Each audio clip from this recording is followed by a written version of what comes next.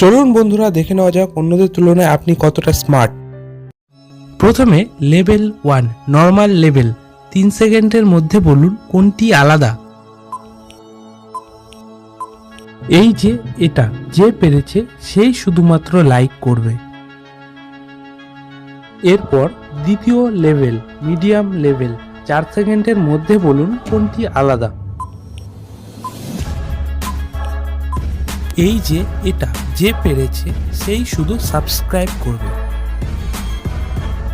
এরপর তৃতীয় লেভেল, এটা অনেকটাই হার্ড লেভেল, 5 সেকেন্ডের মধ্যে বলুন কোনটি আলাদা।